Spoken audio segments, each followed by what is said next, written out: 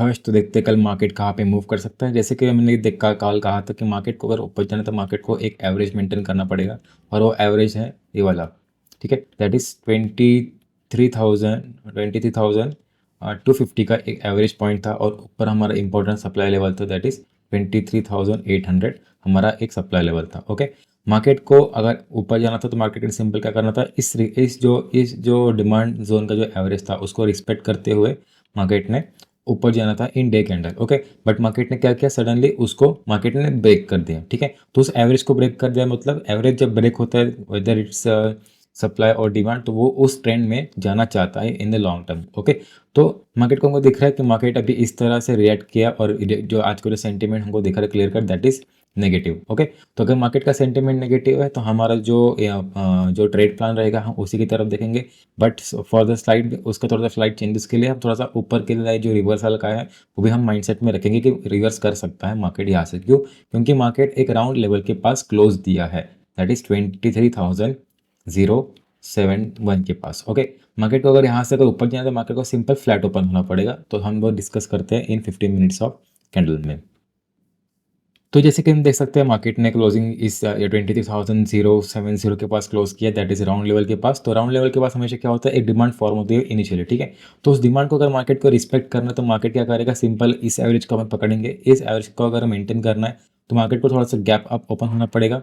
Gap up open के बाद market को सेलिंग क्रिएट करना पड़ेगा, यहाँ पे थोड़ा सा सप्लाई डिमांड एरिया पकड़ के मार्केट को ऊपर जाना पड़ेगा, और ये जो फिर हमारे पास एक हमारा एवरेज बन जाएगा। एवरेज काफ़ी बनेगा हमारे पास 23,150 के आसपास, या 100 के पास आसपास हमारा एवरेज बन जाएगा।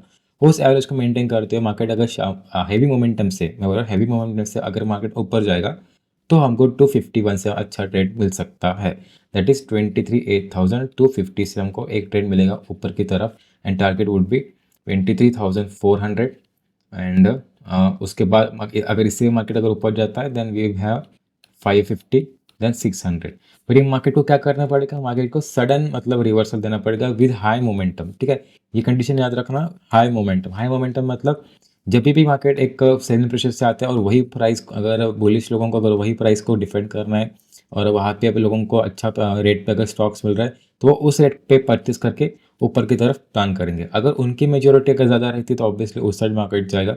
बट फिर भी हम क्या ध्यान रख रहे हैं, अभी मार्केट भी फिलहाल नेगेटिव सेंट में हमने चीज़ को देखी है। ठीक है, तो अगर मार्केट को नीचे जाना है, तो क्या होगा, मार्केट को सिंपली अगर 22,950 के नीचे आना है तो क्या होना पड़ेगा, फ्लैट ओपन होना पड़ेगा। फ्लैट कहाँ पे, जहाँ पे मार्केट ने अभी क्लोज दिया, तो उस एरिया के पास मार्केट अगर डिमांड सप्लाई क्रिएट करके फिर थोड़ा बाद अगर हमको ब्रेक डाउन देता है, देन यहाँ पे लोगों का जो ट्रेड रहेगा दैट इज 22,950 से ट्रेड रहेगा टिल 800। ठीक है, 22,800। पर यहाँ पे जो चीज़ है, ये जो चीज़ है यहाँ पे क्या हो रहा है, मार्केट यहाँ पे थोड़ा सा डिमांड देख देख के नीचे जाएगा। ठीक है, एक हर एक प्राइस को टच करके जाएगा।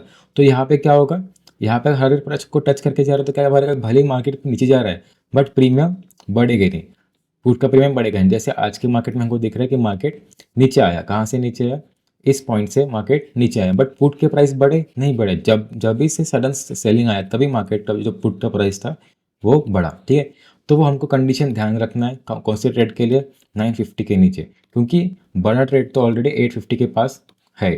ठीक है, तो ये क्यों कर रहा हूँ, क्योंकि जब मार्केट फ्लैट ओपन होगा उसी के लिए।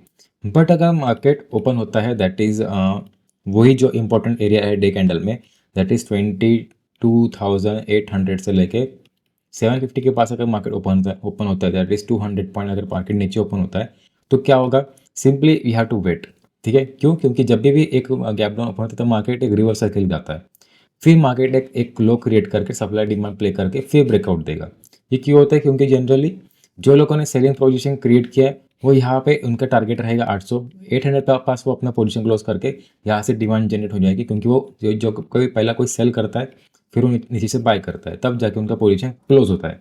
ठीक है, तो फिर वो यहाँ से ऊपर जाएगा। ठीक है, तो हम क्या करेंगे, यहाँ पे इनिशियली वेट करना पड़ेगा। क्यों? अगर गैप डाउन ओपन होता है तो वेट करो, वेट करने के बाद फिर मार्केट जो प्राइस एक्शन दिखा रहा है, जहाँ जिस टाइप से डिमांड सप्लाई बता रहा है उस हिसाब से हम नीचे की तरफ प्ले करेंगे। फिर क्या ट्रेड हमारा तो वही रहेगा, दैट इज 22,750 हमारा ट्रेड लेवल रहेगा इसके नीचे के लिए। और हमारे पास टारगेट रहेंगे, टारगेट वुड बी इनिशियली मैं 750 रखूँगा, उसके बाद अगर मोमेंटम बढ़ता है तो मेरा जो टारगेट रहेगा दैट इज़ 600 देन 550।